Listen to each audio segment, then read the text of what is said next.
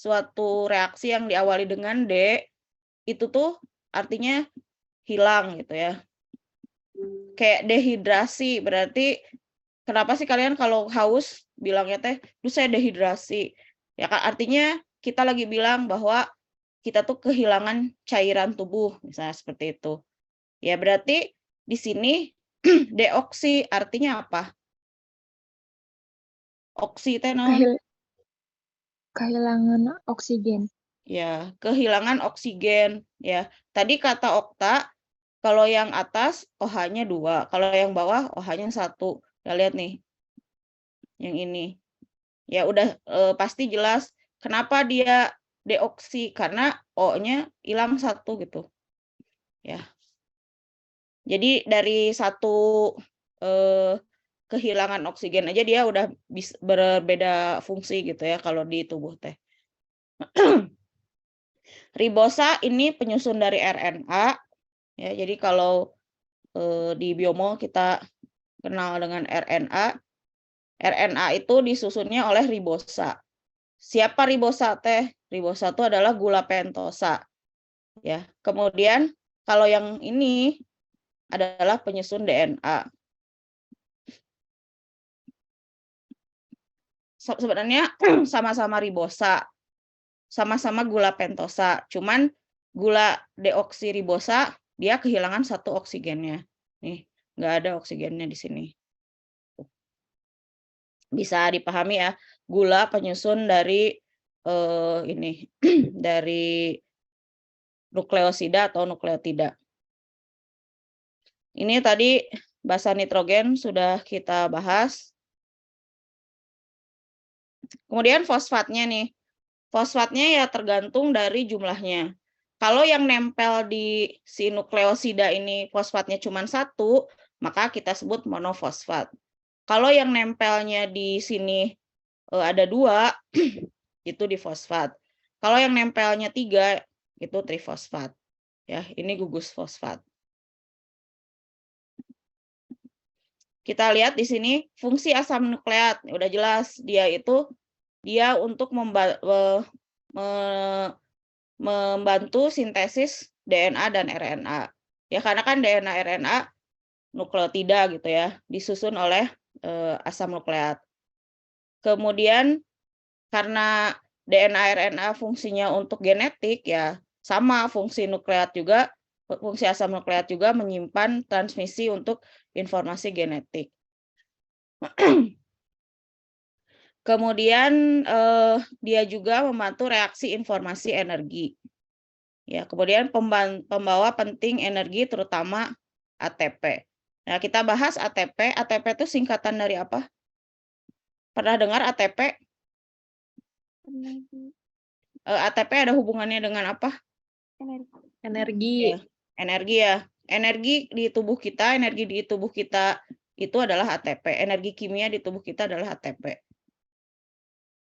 Kenapa ATP itu adalah asam nukleat? Singkatannya apa? Adenosin trifosfat, Bu. Ya, adenosin trifosfat.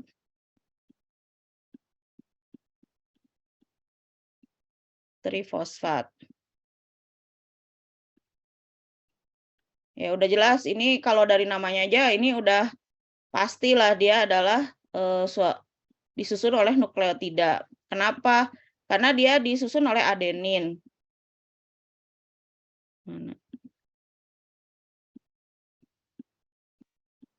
Kemudian dia disusun juga oleh fosfat. Ya kita tahu kan nukleotida tuh isinya adalah tadi ada basa, ada gula dan ada fosfat. Ya, jadi asam nukleat itu ternyata bukan hanya DNA RNA tapi ATP untuk energi kita juga adalah disusun oleh nukleotida. Kemudian asam nukleat juga ini komponen dari NAD dan FAD serta koenzim A.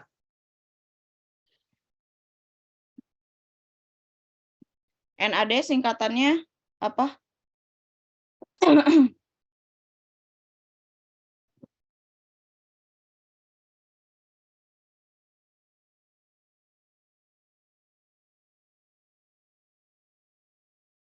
NAD ini singkatan dari nikotinamid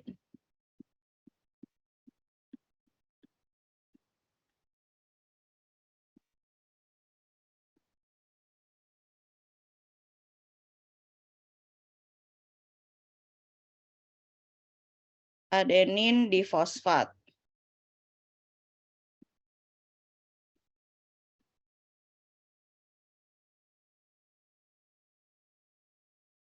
Ya udah jelas lah, ini ada adenin, ada fosfat, udah jelas itu pasti nukleotida apa nukleosida gitu ya, subnukleat ya. Jadi kalau saya tanya ke kalian, apa sih fungsi utama dari asam nukleat? Kalian harus jawab. Pertama, dia tuh sebagai struktur untuk sintesis DNA dan RNA. Ya, apa sih yang membedakan DNA dan RNA? Gulanya, Ibu. Apa Nadia? Gulanya. Dari gulanya. Gula penyusunnya. Gula penyusunnya DNA apa? Deoksiribosa. Sedangkan kalau RNA Ribosa. ya. Bedanya cuma itu aja. Kemudian karena dia fungsi yang kedua ya. Fungsi yang kedua karena dia sebagai penyusun DNA dan RNA, maka asam nukleat juga fungsinya adalah untuk informasi genetik ya. Jadi fungsi dari asam nukleat itu untuk informasi yang genetik. Yang ketiga, dia juga sebagai penyusun untuk energi kimia kita yaitu ATP. Ya, kenapa sih ATP masuk asam nukleat? Ya lihat aja dari namanya aja udah jelas. Dia adenosin trifosfat ya. Ada basanya, kemudian ada gulanya dan ada fosfatnya. Kemudian dia juga komponen dari koenzim seperti NAD, FAD dan koenzim A. Ya, sekali lagi kalau ditanya kenapa sih NAD, FAD atau koenzim A itu asam nukleat, lihat aja strukturnya. Dia ada basa, ada gula dan ada ininya, ada fosfatnya. Ya, gitu. Jadi fungsi asam nukleat secara garis besar itu ada 4. Sebagai sintesis DNA RNA, fungsi genetik, kemudian energi, penyusun energi kimia ATP, dan penyusun atau komponen dari koenzim NAD, FAD. Seperti itu.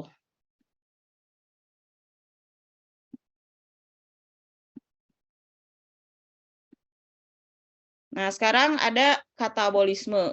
Ini katabolisme itu apa? Pernah dengar katabolisme?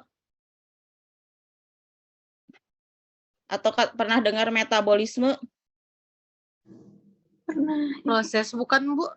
Ya, metabolisme adalah proses. Proses apa sih? Membuat energi, Bu. Proses membuat. Selain membuat, ada proses lain nggak? Pemecahan. Jadi, ya, proses membuat atau pemecahan.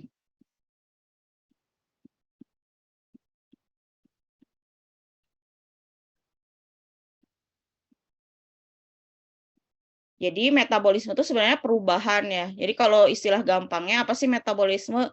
Metabolisme itu adalah proses perubahan. Proses perubahan siapa? Perubahan senyawa kimia, perubahan senyawa dengan bantuan reaksi kimia.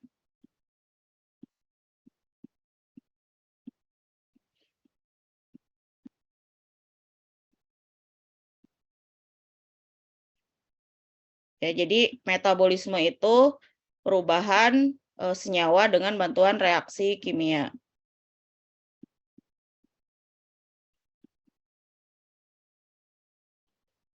Yang namanya berubah mah ada 2 kan, ya. Berubah tuh bisa jadi besar atau bisa jadi kecil. Ya, seperti yang tadi disampaikan teman-temannya, proses metabolisme tuh ada 2, ada yang membuat, ada yang memecah. Yang membuat tuh jadi dari suatu molekul yang kecil jadi besar, membuat tuh pasti gitu kan. Kemudian atau yang sederhana jadi besar, sederhana jadi kompleks, sederhana jadi kompleks.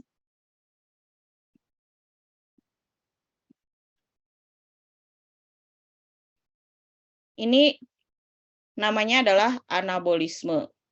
Anabolisme.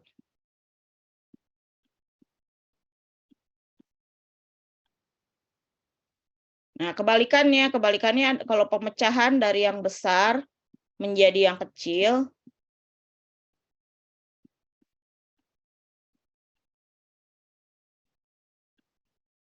atau yang kompleks jadi sederhana,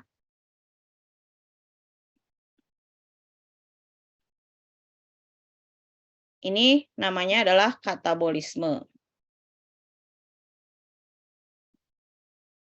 Sederhana, ini namanya katabolisme.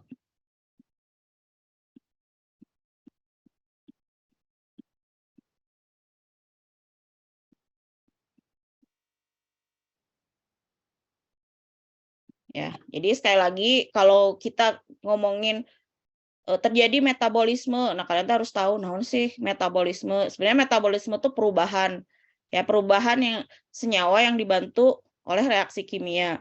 Ya reaksi kimia di tubuh tuh banyak ya, dan dia butuh dengan enzim serta koenzim. Kemudian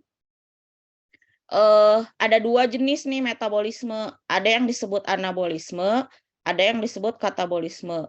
Apa itu anabolisme? Anabolisme itu reaksi metabolisme yang membentuk suatu senyawa yang kecil menjadi senyawa yang lebih besar. Kemudian bisa juga dia membentuk suatu yang sederhana menjadi senyawa yang lebih kompleks. Gitu. Kemudian ada juga katabolisme. Kalau katabolisme mah justru dia memecah, ya, memecah yang suatu molekul atau suatu senyawa yang lebih besar menjadi lebih kecil, atau memecah yang kompleks menjadi lebih sederhana. Itu. Saya kasih contoh atau kalian jawab ya, ini anabolisme atau katabolisme. Jadi kalau kita puasa, kalau kita puasa itu kan nggak makan ya seharian. Makanya ada cadangan tubuh kita yang namanya glikogen akan diubah menjadi glukosa. Pertanyaannya, ini proses anabolisme atau katabolisme? Katabolisme. Kenapa ini katabolisme? Karena pemecahan dari glikogen menjadi glukosa, Bu. Glikogen itu siapa? Polisakarida ya. Iya, Bu. Ya, glikogen itu adalah salah satu contoh polisakarida. Dia cadangan karbohidrat di otot kita. Jadi kalau kita kemarin-kemarin makan banyak, biasanya oleh tubuh disimpan tuh di glikogen. Makanya ketika ada keadaan puasa, ya kita nggak langsung mati kan meskipun nggak makan, karena ada cadangan yang digunakan. Sedangkan glukosa siapa? Monosakarida. Monosakarida.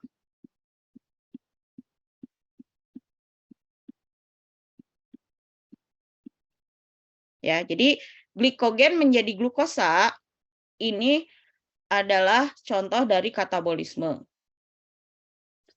Kenapa? Karena adanya perubahan dari polisakarida. Poli itu kan banyak menjadi monosakarida. Yang banyak menjadi yang lebih sedikit tuh pasti katabolisme. Nah, sekarang kalau fotosintesis, katabolisme atau anabolisme? Ini mah udah belajar ya di SMA, SMP, di SD bahkan fotosintesis. Dia anabolisme atau katabolisme?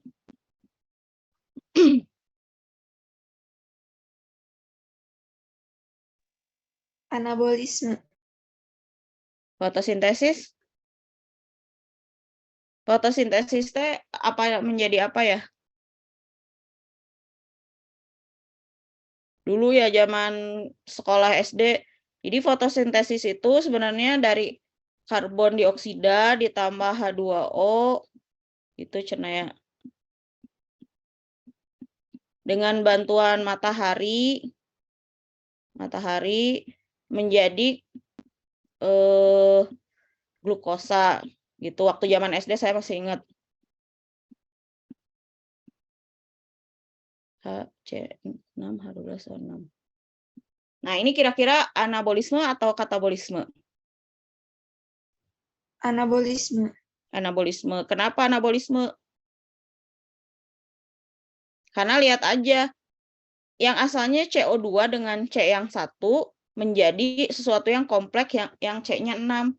Ya, dari 1 ke 6 kan pasti beda ya. Yang C1 mah sedikit gitu, C6 mah banyak. Bisa dipahami ya konsepnya?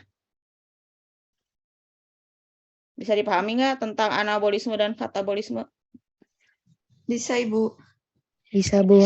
Ya, kenapa saya ngambil contoh fotosintesis? Karena beberapa reaksi anabolisme diakhiri oleh kata sintesis atau genesis.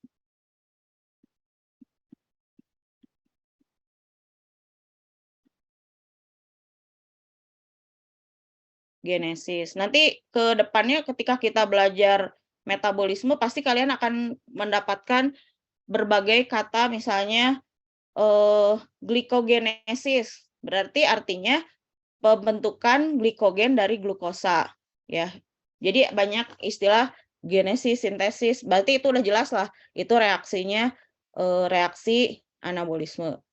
Kemudian katabolisme biasanya dia itu di akhir ada kalimatnya gitu, reaksinya biasa diakhiri dengan lisis. Misalnya glikolisis. Glikolisis ini udah pasti dia adalah katabolisme. Ya, bisa dipahami ya konsepnya. Jadi ada metabolisme. Metabolisme itu adalah perubahan senyawa yang dibantu reaksi kimia. Ada dua, ada katabolisme dan anabolisme. Katabolisme mah pemecahan dari yang besar kecil, kemudian anabolisme mah dari yang kecil menjadi besar. Gitu. Nah, sekarang ini di asam nukleat. Asam nukleat ini katabolisme. Ini reaksinya. Kira-kira kenapa gambar ini adalah gambar katabolisme?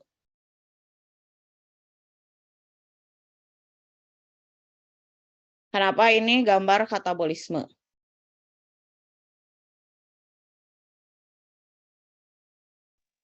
Karena dari DNA itu didegradasi lagi jadi nukleotida gitu, Bu. Terus dari nukleotida jadi nukleosid.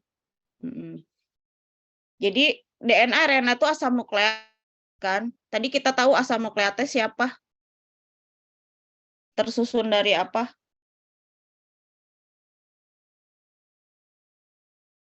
Asam nukleat tersusun dari apa? Nukleotida. Ya, makanya kalau DNA RNA dipecah ya jadi komponennya, yaitu komponen nukleotida. Kemudian nukleotida dipecah jadi siapa? Jadi komponen yang lebih kecil lagi, yaitu nukleosida. Nukleosida dipecah jadi siapa? Jadi komponennya juga, salah satunya adalah basa nitrogen.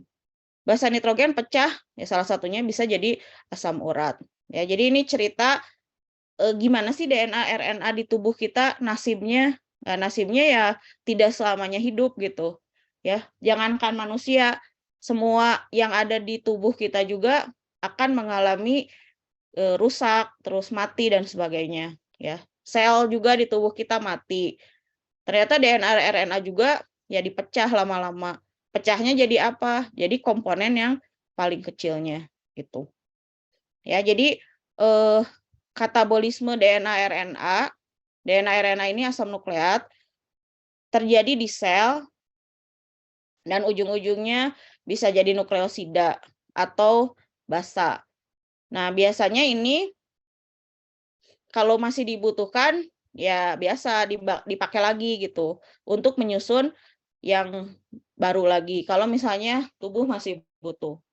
Kemudian ada beberapa buangannya, hasil akhirnya itu menjadi asam urat misalnya. Asam urat kalau dibutuhkan tubuh ya dibalikin, tapi kalau enggak ya pasti dibuang gitu. Ya ini katabolisme.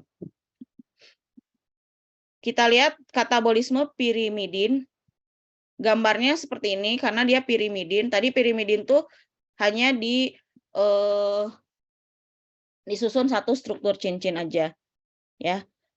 Pirimidin itu ada sitosin, ada urasil dan ada timin. Pertanyaannya, apa sih yang terjadi kalau pirimidin ini dipecahkan? Apa yang terjadi kalau pirimidin ini dipecahkan?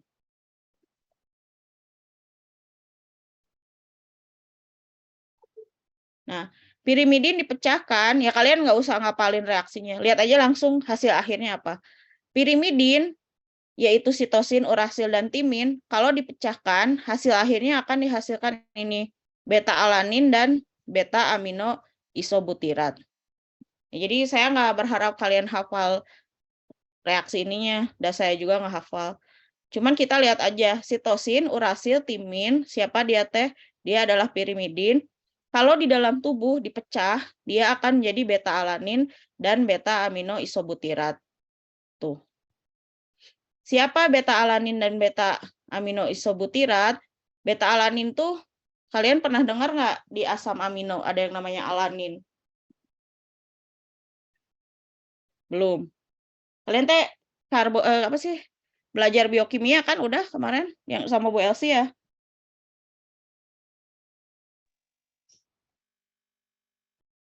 Udah belajar apa aja? Karbohidrat udah? Udah karbohidrat. Protein udah? Udah. Udah. Pernah meren dengar asam amino ya? Iya pernah. Pernah, Bu. Ada berapa asam amino teh?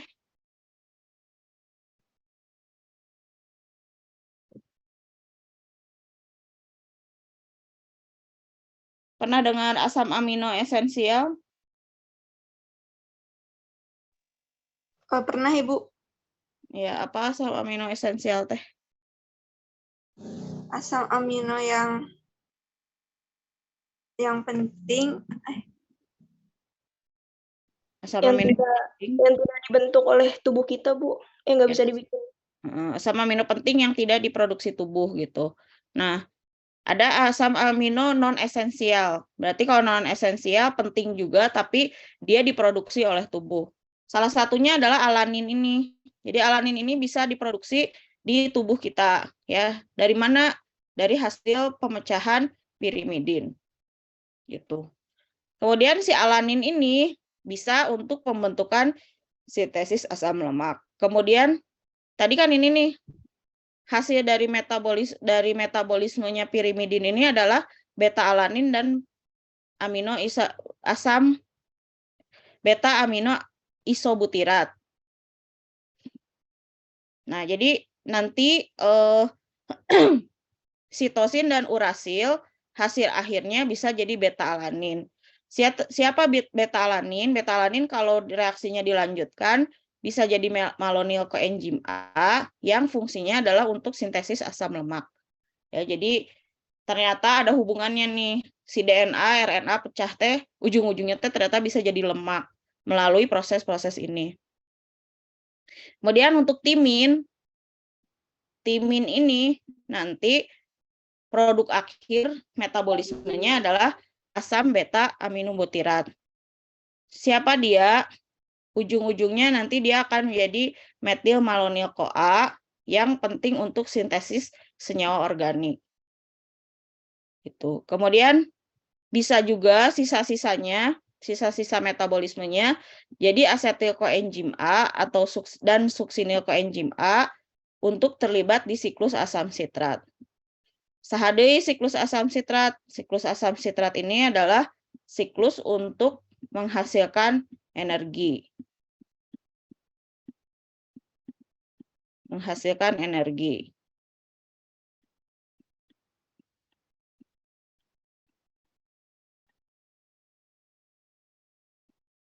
Kemudian hasil akhirnya lagi ya bisa jadi amonia, air, CO2, dan ya dibuang ya kalau nggak dibutuhkan. Ya. Jadi nanti saya akan bertanya ke kalian, gimana sih proses katabolisme DNA dan RNA? Jawabannya gimana? Katabolisme ya. Bagaimana proses katabolisme DNA dan RNA? Dari DNA dan RNA Hmm, menjadi nukleotida, kemudian ke nukleosida, menjadi basa dan asam urat. ya. Basa dan asam urat. Ternyata itu contoh aja ya. Nah, basa, kalau basanya basa pirimidin akan jadi apa? Kalau asam urat tuh di sini nggak ada kan, berarti bukan pirimidin. Asam urat itu hasil produksinya purin. Nah, kalau pirimidin akan jadi apa? Beta alanin. Jadi alanin. Alanin nanti ujung-ujungnya bisa bantu sintesis apa? Sintesis asam lemak. Ya, sintesis Asam asam lemak. Kemudian, apalagi? Menjadi beta amino isobutirat. Beta amino isobutirat. Jadi apa ujung-ujungnya? Menjadi bahan baku untuk sintesis senyawa organik. Ya, senyawa organik. Kemudian ada lagi asetil-CoA misalnya. Asetil-CoA untuk produksi apa? Siklus asam sitrat. Ya, untuk siklus asam sitrat ujung-ujungnya dia akan menghasilkan energi. Kemudian ya sisa-sisa lah ya, kayak amonia gitu-gitu mah pasti dibuang lewat urin dan sebagainya. Ini Pak basa pirimidin. Tadi kan contohnya yang katabolisme jadi asam urat. Ya udah jelas itu mah berarti hasil produksinya dari purin. Karena basa itu kan ada dua ya, ada pirimidin dan purin. Ya, untuk pirimidin bisa dipahami ya. Jadi sekali lagi tadi udah dibantu dijelaskan Putri, ketika kita ngomongin metabolisme asam nukleat, metabolismenya itu diawali dengan asam nukleatnya yaitu DNA RNA akan pecah menjadi nukleotida. Nukleotidanya akan pecah lagi jadi nukleosida dan nukleosidanya akan pecah menjadi basa. Basa itu ada dua kan, ada pirimidin dan purin. Kalau pirimidin gimana? Nah, pirimidin mah kalau pecah jadi alanin, ujung beta isobutirat itu jadi senyawa organik, asetil koenzim A nanti jadi energi dan sisa-sisanya itu ya dibuang kalau tidak dibutuhkan tubuh. Nah, sekarang kita bahas yang purin berarti. Nah, kalau yang purin ini ujung-ujungnya akan menjadi asam urat. Pernah dengar asam urat? Pernah dengar asam urat? Asam urat teh penyakit ya pokoknya sering lah kita dengar ya orang tua kita atau siapalah. Asam urat, nyeri sendi dan sebagainya itu karena sakit karena asam urat. Ternyata asam urat itu adalah produk dari metabolisme purin. Ya, siapa purin teh? Ya tadi basa nitrogen. Dan kalau misalnya berlebihan, ya si produksi asam uratnya ada istilahnya hiperurisemia. Apa hiperurisemia teh? Ya peningkatan asam urat di dalam darah. Si asam urat ini biasanya bentuknya kristal kalau menumpuk, jadi kayak jarum. Ya, jadi kayak kebayanglah jarum numpuk di tubuh kita, ya pasti nyeri ya, bengkak dan sebagainya. Makanya orang yang asam urat biasanya sendinya sakit banget sampai bengkak karena dia di dalamnya kayak jarum-jarum yang nusuk gitu. Kenapa sih ada hiperurisemia? Ya hiperurisemia itu akibat ekskresi yang sedikit dan overproduksi. Ekskresi sedikitnya apa? Ya, si asam urat hasil metabolisme purinnya tidak dikeluarkan dengan baik oleh ginjal gitu. Harusnya kan dia dikeluarkan. Ini mah malah dibalikin lagi, direabsorpsi lagi, atau bahkan tidak difilter gitu. Ya, nggak lolos filter, dibalikin lagi ke tubuh. Makanya dia jadi numpuk di darah. Kemudian overproduksi. Ya udah jelas kalau overproduksi mah asam uratnya dihasilkan terlalu berlebihan gitu. Sehingga apa? Sehingganya banyak produksinya. Makanya orang-orang yang sudah rada tua gitu ya, itu tidak boleh banyak makan yang sumber purinnya tinggi. Karena apa? Karena nanti takut produksi asam uratnya berlebihan. Tuh. Ya, jadi ada asam urat yang selama ini kita kenal, ternyata asam urat ini adalah hasil metabolisme dari DNA dan RNA. Ya, lewat jalur yang ini nih, kalau mau tahu jalurnya, jalur yang ini. Itu. Adenin jadi hiposantin, di tubuh kita prosesnya seperti ini. Hiposantin jadi santin, kemudian jadi asam urat. Kemudian ada guanin juga, sama guanin jadi santin dan jadi asam urat. Itu.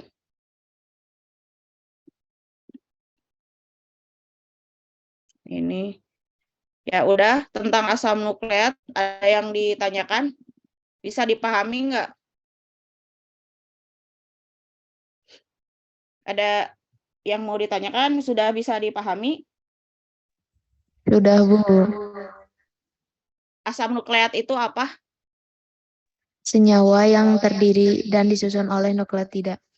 Ya, senyawa yang tersusun dan terdiri oleh nukleotida. Kalau nukleotida itu apa? Suatu senyawa yang disusun atas 3 komponen, yaitu gula ribosa, basa nitrogen, dan fosfat. Dan fosfat. Ya, jadi secara kesimpulan asam nukleat itu disusun juga oleh basa nitrogen, basa nitrogen, kemudian pentosa dan fosfat. Kenapa sih ATP itu salah satu contoh asam nukleat? Karena ATP itu tersusun oleh apa? Ya, Tersusun oleh adenin dan fosfat. Ya, oleh nukleotida juga. Ya, pokoknya kenapa kalau ditanya kenapa ATP adalah asam nukleat? Ya, karena ATP tersusun dari nukleotida, yaitu tadi adenosin dan gula dan fosfat. Tuh. Fungsinya ada 4. Fungsi asam nukleat itu di tubuh ada 4. Apa aja? Secara garis besar ada 4.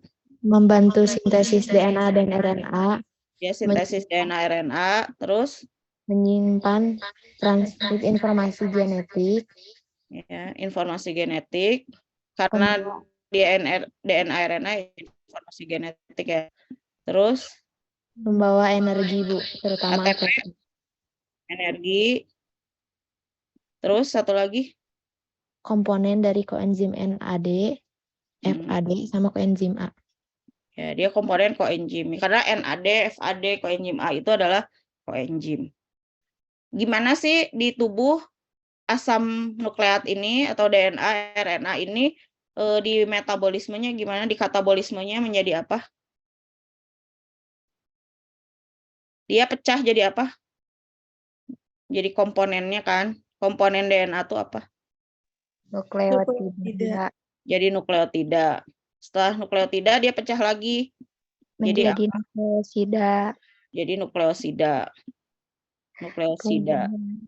Jadi basa. Jadi basa. Ya, nanti dari basa ini kalian bagi 2 ya. Ada yang basa pirimidin, pecahnya jadi apa? Kemudian yang purin itu pecahnya jadi apa?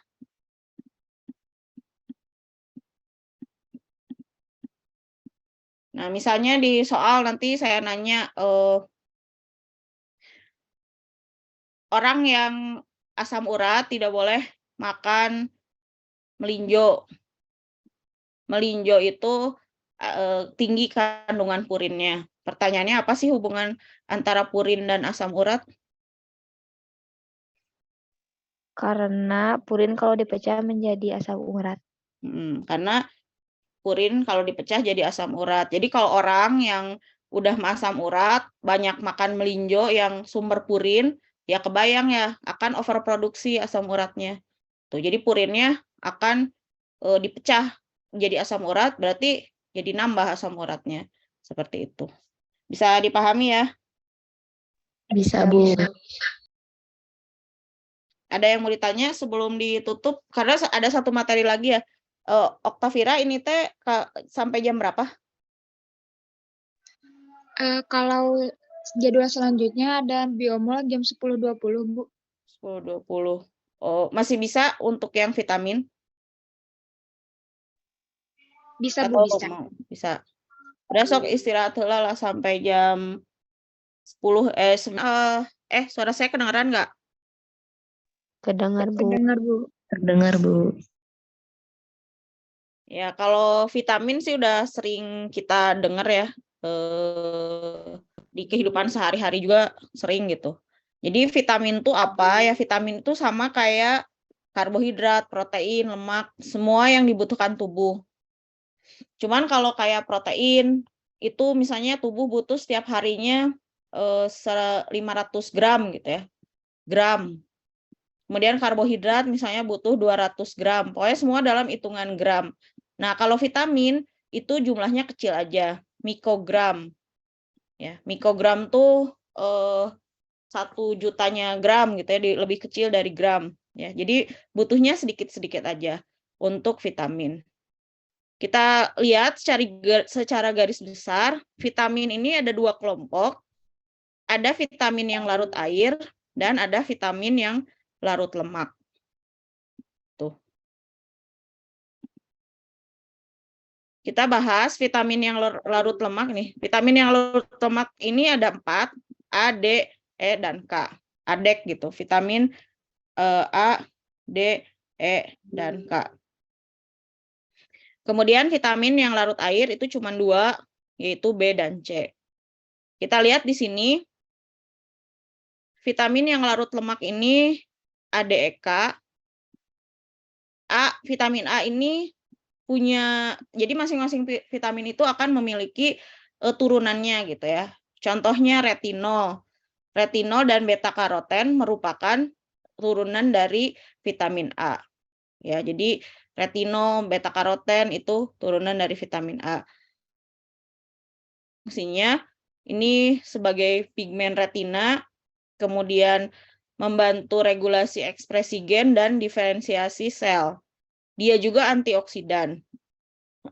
Ya, makanya kita sering dengar kalau yang suka dandan gitu, yang suka merawat kulitnya itu biasanya pakai retinol. Buat apa? Buat anti-aging biasanya, ya supaya menghilangkan keriput dan sebagainya.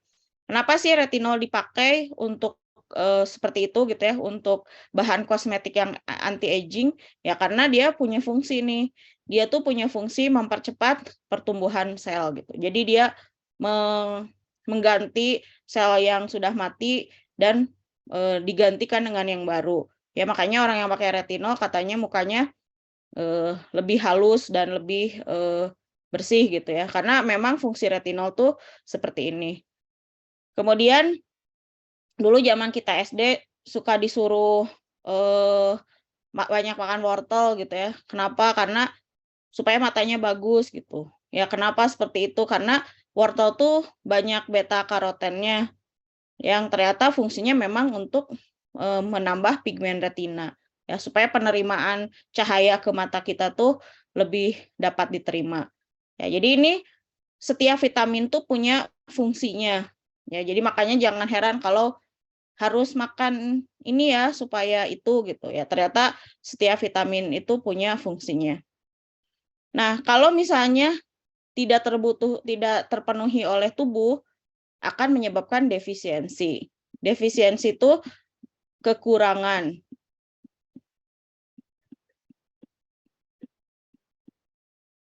Ya, jadi akan ada kekurangan di tubuh kita kalau misalnya tidak terpenuhi. Kalau kita ngomongin defisiensi, ya pasti kebalikan dari fungsinya. Ya, misalnya Misalnya fungsi dia tuh kan sebagai penambah pigmen retina. Kalau tubuh kita kurang, gimana? Ya pasti akan menyebabkan gangguan di mata kita, gitu. Kemudian kalau misalnya kita kekurangan vitamin A, si kulit kita tuh tidak halus, ya berkerak nih, keratinisasi. Itu teh apa? Ya karena sel di permukaan kulit kita tuh tidak diganti oleh yang baru gitu ya. Jadi itu biasanya defisiensi itu berkebalikan dengan fungsi. Kita lihat vitamin D. Vitamin D ini kalsiferol turunannya. Fungsinya adalah mempertahankan kalsium, absorpsi kalsium, mobilisasi mineral tulang. Kemudian dia juga membantu untuk perbaikan sel, terutama sel di tulang. Ya, jadi ini kalau vitamin D dia tuh identik dengan perbaikan di tulang kita. Karena dia fungsinya untuk tulang, kita lihat defisiensinya. Ya, kalau dia fungsinya membentuk tulang yang baik, berarti defisiensinya atau kalau kekurangan gimana? Ya, hubungannya dengan penyakit-penyakit yang berhubungan dengan tulang. Ya, misalnya rickettsia. Rickettsia teh tulangnya kurang mineral sehingga mudah rapuh, ya. Seperti itu. Kemudian vitamin E ini turunannya ada tokoferol dan tokotrienol. Di sini fungsinya antioksidan dan sel sinyal saraf. Ya, dia membantu sel saraf untuk berkomunikasi. Nah, makanya di sini kalau ada kelainan, ya sarafnya jadi miskomunikasi gitu. Jadi disfungsi saraf yang serius. Kemudian vitamin K. Vitamin K ini turunannya ada phylloquinone dan menaquinone. Ini fungsinya apa? Fungsinya adalah koenzim untuk enzim pembentuk pembekuan darah. Ya, jadi si vitamin K ini fungsinya untuk koenzim untuk enzim pembekuan darah. Dia juga membantu pembentukan matriks tulang. Apa sih yang terjadi kalau kita kekurangan vitamin K? Ya udah jelas karena dia fungsinya membantu pembekuan darah. Jadi orang yang defisiensi vitamin K, kalau luka dia tuh susah sembuhnya. Ya, susah membekunya. Nggak kayak kita kan kalau ketusuk jarum langsung kering gitu ya. Nah, kalau orang yang vitamin K tuh nggak seperti itu. Jadi orang yang defisiensi vitamin K tuh pasti nggak seperti itu. Ya, kemudian orang yang vitamin K biasanya orang yang defisiensi vitamin K biasanya si badannya tuh kayak memar-memar gitu. Ya. Suka kalau mitos-mitos di masyarakat tuh oh itu memar-memar, non dijilat setan gitu. Padahal ya kemungkinan dia defisiensi vitamin K. Kan suka gitu ya, bangun tidur tiba-tiba memar-memar. Ya, kemungkinan dia defisiensi vitamin K gitu sebetulnya. Ya, jadi ini salah satu atau gambaran besar dari vitamin yang larut lemak. Ya, vitamin larut lemak ini ada A, D, E, dan K. Kemudian vitamin yang larut air ada 2 aja, B dan C. Tapi vitamin B ini banyak banget. Nih, vitamin B ini B1, B2, kemudian sampai B12. B1 ini tiamin, riboflavin. Lihat nih, tiamin fungsinya ini, riboflavin fungsinya ini, niacin fungsinya ini, B6 atau piridoksin fungsinya ini, B7 fungsinya ini, B9 fungsinya ini juga, B12 fungsinya ini, dan ini.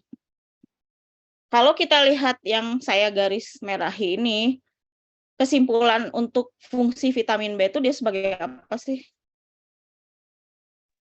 Koenzim. Ya, dia kesimpulannya semua vitamin B dari B1 sampai B12 dia itulah koenzim. Siapa koenzim teh? Koenzim itu siapa?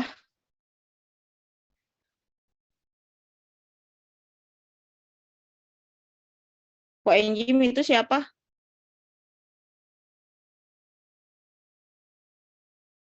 Koenzim siapa?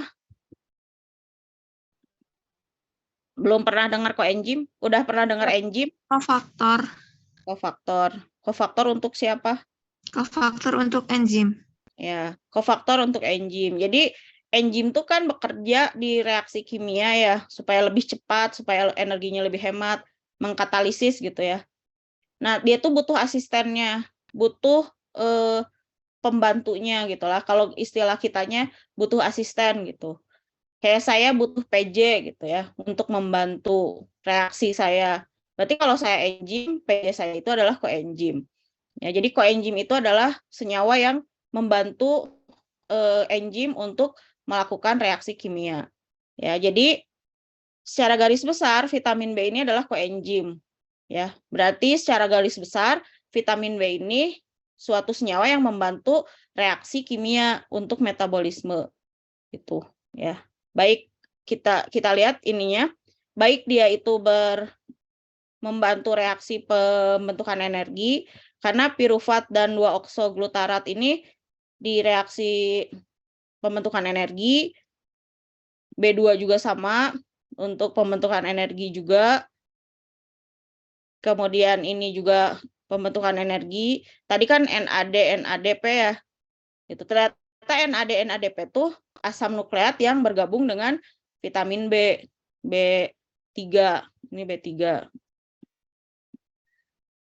Kemudian ini untuk metabolisme protein, vitamin B6, vitamin B7 untuk gluconeogenesis.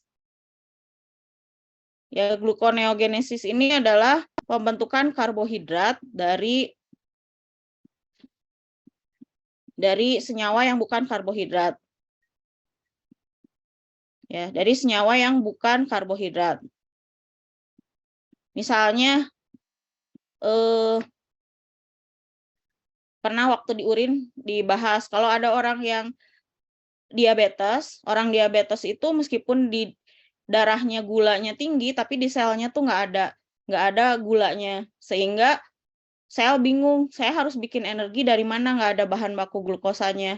Nah, makanya energi orang yang diabetes itu berasal dari lemak gitu ya.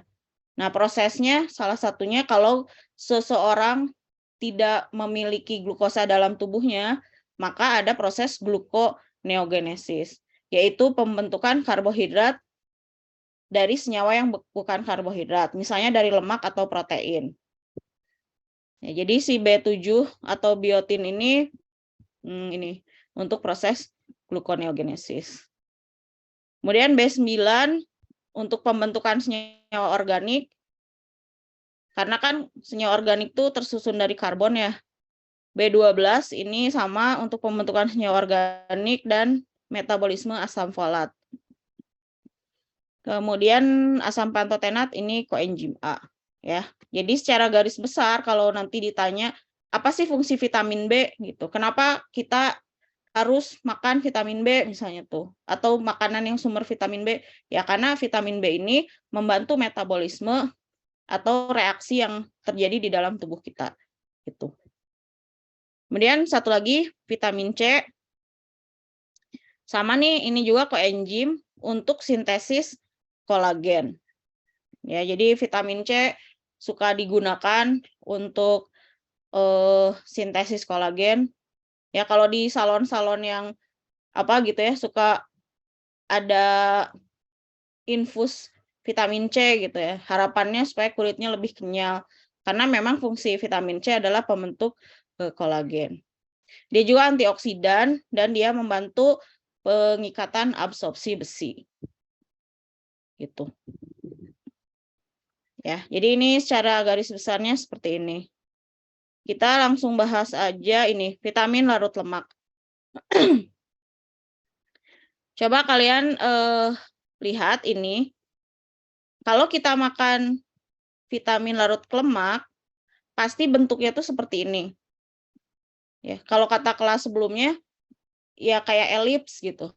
Elips yang buat menyuburkan rambut. Karena kan di dalamnya vitamin E, makanya sediaannya seperti ini gitu. Beda dengan UC 1000. UC 1000 tuh kan kayak minuman biasa gitu ya. Cuman isinya vitamin C. Ya, jadi kalau vitamin larut lemak biasanya seperti ini bungkusnya tuh. Kita lihat di sini, vitamin larut lemak masuk ke dalam tubuh, gimana sih caranya? Vitamin larut lemak masuk ke dalam tubuh biasanya bersama lemak yang lainnya. Tuh, jadi misalnya kita makan mentega atau yang keju gitu, itu kan lemak, banyak lemaknya. Nah, biasanya vitamin ditambahkan, kalau misalnya ditambahkan ke makanan-makanan yang seperti itu gitu. Kemudian ini coba kalian lihat yang ini. Kira-kira kenapa sih untuk vitamin larut lemak ini absorpsinya perlu empedu dan getah pankreas? Kira-kira kenapa?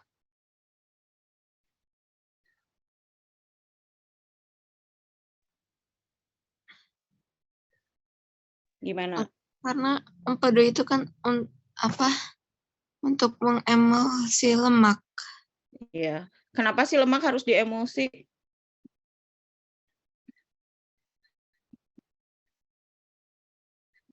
Empedu pankreas ini untuk mengemulsi lemak.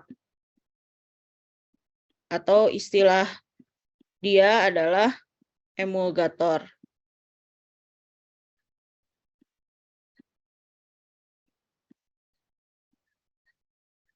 Emulgator ini adalah zat yang membentuk emulsi.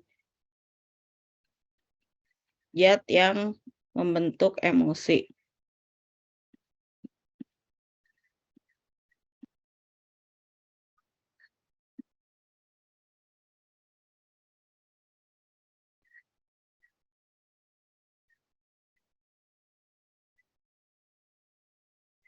Nah, saya udah dapat materi lemak ya. Udah dapat materi lemak. Sudah, Bu. Sudah. Mau tanya nih, sifat lemak gimana?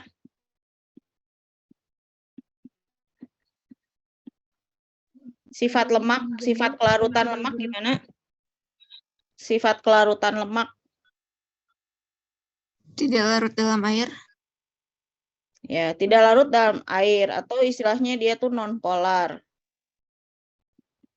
Sifat kelarutan lemak itu tidak larut di dalam air atau non-polar. Saya tanya, kalau tubuh kita isinya apa ya? Banyaknya? Air. Air. Ya, air. Atau tubuh kita tuh cenderung polar karena kita banyak air. Pertanyaan selanjutnya, apakah lemak bisa mudah bergabung dengan komponen tubuh yang lain yang banyak air, yang sifatnya polar nggak? Tidak. Nah, tapi kan kita butuh lemak juga ya, karena fungsinya banyak juga nih. Salah satunya dia membawa vitamin yang dibutuhkan oleh tubuh kita. Makanya kita harus, tubuh kita tuh mengakali supaya lemak yang dibutuhkan ini bisa bergabung di seluruh tubuh kita yang bentuknya tidak friendly gitu, tidak lemak friendly karena tubuh kita tuh air semuanya. Ya, makanya adalah zat yang namanya emulgator. Itu. Jadi emulgator ini nanti akan membantu lemak yang sifatnya nonpolar menjadi emulsi yang bisa larut di dalam air.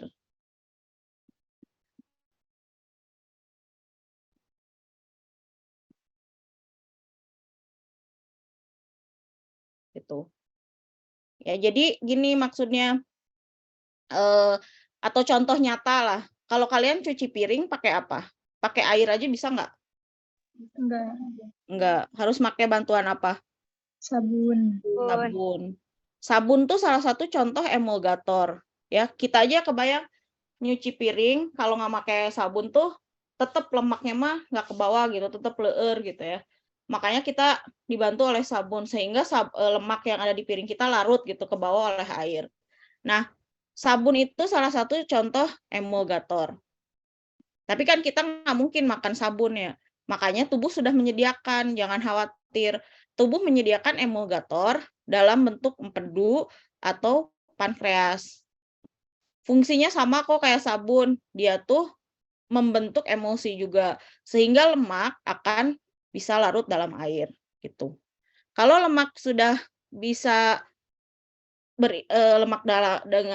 larut dalam air, dia mudah diabsorpsi.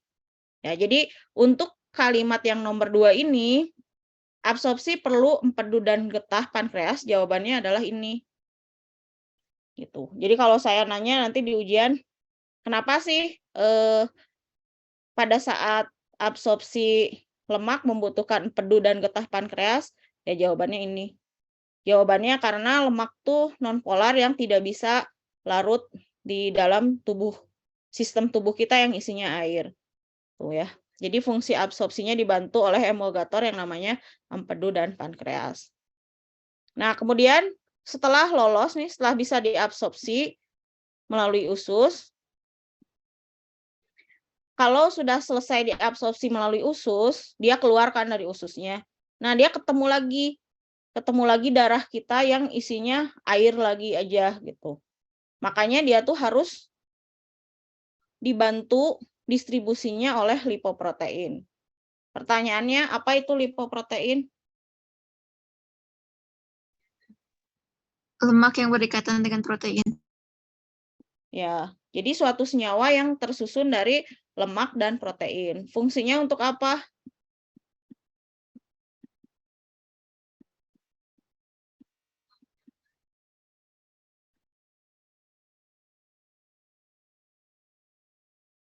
Ini nih, untuk diangkut, berarti dia fungsinya adalah untuk transportasi.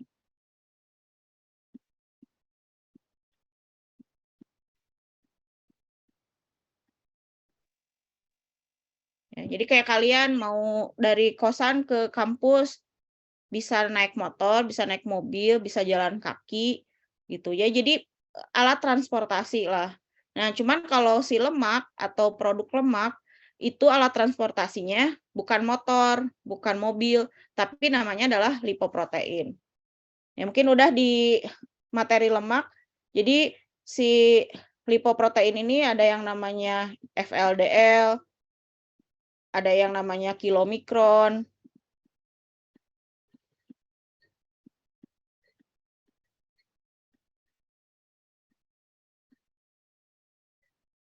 ada yang namanya HDL, ada yang namanya LDL. Ya. Ini tergantung kecepatannya mana. Gitu. Kalau kecepatannya tinggi, dia itu HDL, High Density Lipoprotein. Kalau yang agak lambat dari sini, LDL.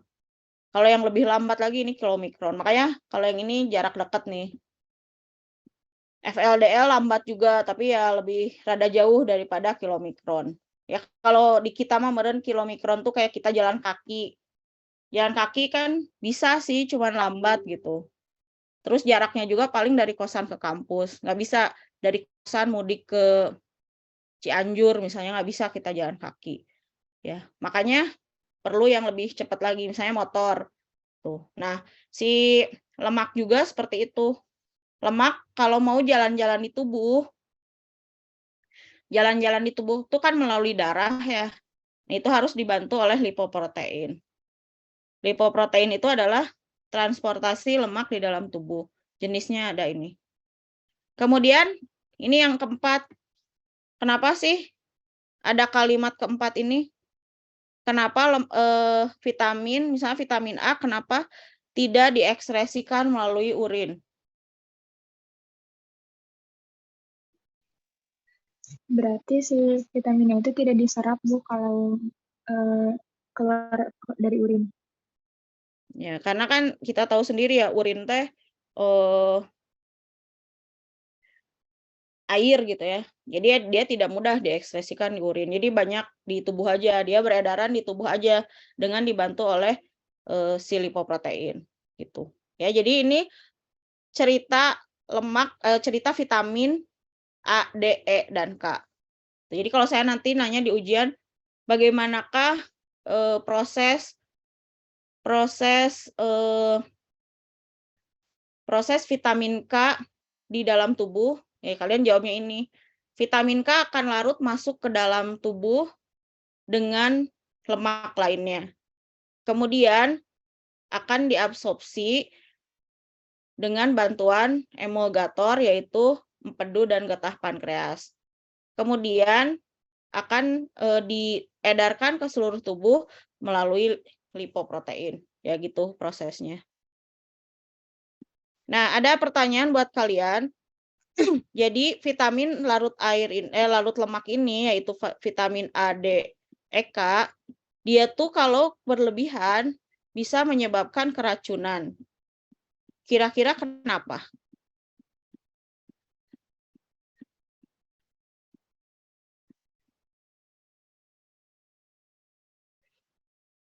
Kenapa kalau vitamin A, D, E, K menyebabkan keracunan?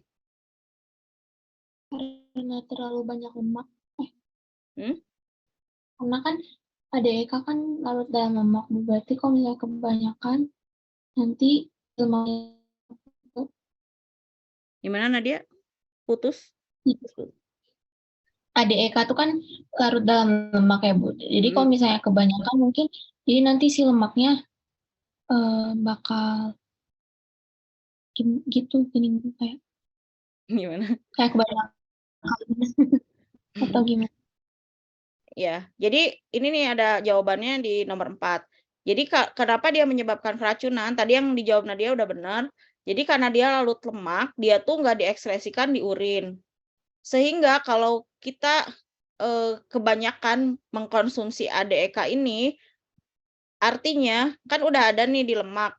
Berarti kalau kita masukin lagi gimana? Masukin lagi kan jadi berlebihan ya. Misalnya kita udah hari kemarin makan vitamin D. Nah, vitamin D ini larut di lemak. Misalnya vitamin D itu kita hari kemarin memasukkan 10 vitamin D. Hari kemarin. Terus hari ini kita makannya 10 lagi. Berarti di tubuh kita sudah ada berapa vitamin D? Kemarin kita masukin 10, hari ini kita masukin 10. Berarti ada berapa vitamin D di tubuh kita? 20. 20. Kenapa 20? Emang nggak berkurang? Tidak, karena tidak diekspresikan melalui urin. Ya, tidak diekspresikan di urin, di keringat, pokoknya di feses, karena dia tuh tidak larut air sekali lagi. Nah, kemudian kita sorenya makan lagi, lebar nih, punya vitamin D. Kita makan, habisin lah, kita masukkanlah 20. Berarti di tubuh kita sekarang ada 40. Sedangkan kebutuhan tubuh tuh 20 misalnya. Berarti artinya apa nih? Keracunan. Ya, artinya ada kelebihan 20 yang sebenarnya nggak dibutuhkan tubuh gitu. Ya, makanya kenapa vitamin A, D, E, K ini bisa menyebabkan keracunan? Kalau kita konsumsi terlalu banyak, itu justru menyebabkan keracunan. Karena yaitu si vitamin mah memuteran aja gitu, nggak ada, jarang yang dibuang ya, kecuali kalau sudah di katabolisme gitu ya. Nah, kira-kira kalau yang vitamin larut air menyebabkan keracunan juga nggak?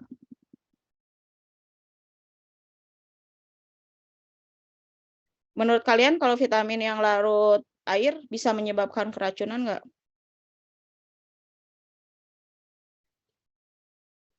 Nah, di sini jawabannya vitamin larut air ini mudah diabsorpsi. Kenapa vitamin larut air mudah diabsorpsi? Soalnya bisa komponen air. Ya, karena dia larut air, lingkungan kita air ya bebas, dia mah lebih mudah gitu ya. Lebih mudah untuk jalan-jalan di tubuh. Kalau kita berlebihan, dia dibuang melalui urin. Jadi makanya kalau vitamin larut air ini cenderung tidak toksik gitu. Tapi karena dia mudah dikonsumsi, mudah diekskresikan, jadi dia mudah defisiensi juga gitu. Jadi mudah kekurangan gitu ya. Makanya kita harus mengkonsumsi tiap hari asupan vitamin B dan vitamin C. Tuh. Terus misalnya gini, tubuh kita vitamin C butuhnya sebenarnya sehari cuman 500 mg. Nah, hari ini kita minumnya UC 1000 mg. Kira-kira gimana nih? Apa yang terjadi? Tubuh kita butuhnya cuma 500 ml. kita minum UC 1000 yang isinya adalah vitamin C 1000 mg. Kira-kira apa yang terjadi terhadap vitamin C di dalam tubuh kita yang ini? Bisa dibuang ke urin. Ya, bisa dibuang ke urin. Makanya katanya UC 1000 tuh mubazir gitu ya, karena tubuh cuma butuh 500, tapi kita masukkan 1000, jadi pasti yang 500-nya teh dibuang melalui urin gitu. Kemudian beras gitu ya, beras kita itu penuh vitamin B, makanya katanya tidak boleh mencuci beras lama-lama. Karena apa? Karena kalau kita mencuci beras terlalu lama, vitamin B yang ada di berasnya teh bisa banyak yang kebuang. Ya, makanya secukupnya aja supaya si debu-debunya aja yang hilang gitu. Ya, jadi itu pelajaran kehidupan berdasarkan ini tuh jangan mencuci beras terlalu bersih lah.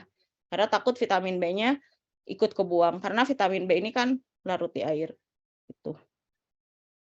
Ya, itu aja mungkin untuk vitamin, selebihnya silakan dibaca aja sendiri untuk contoh-contohnya.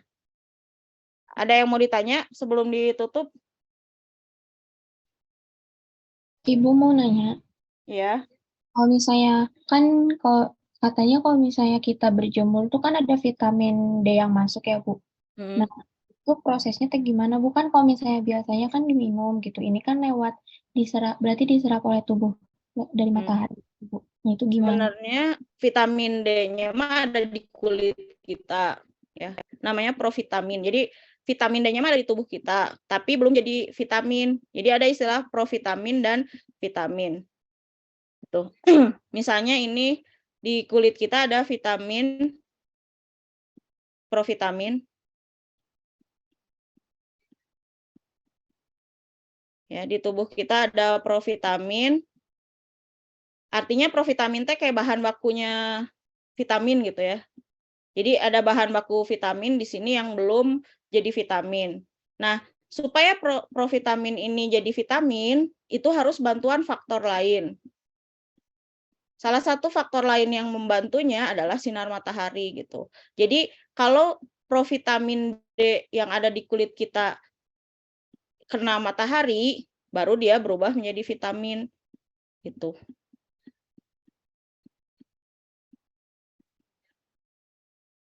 Baik, Ibu. Makasih, Ibu. Ya, jadi prosesnya tuh gimana ya? Prosesnya sebenarnya tubuh kita ada provitamin, ada bahan baku untuk vitamin D-nya. Nah, provitamin ini bisa berubah menjadi vitamin, tapi harus dibantu gitu berubahnya. Nah, salah satu yang membantunya adalah ini sinar ultraviolet dari matahari. Gitu. Jadi kalau kita nggak berjemur, gimana? Nggak pernah kena matahari, gimana? Ya, si provitamin di kulit kita nggak bakal berubah menjadi vitamin. Gitu. Seperti itu. Ada lagi yang mau ditanya? Sudah cukup? Kalau sudah cukup, kita sudahi saja. Terima kasih.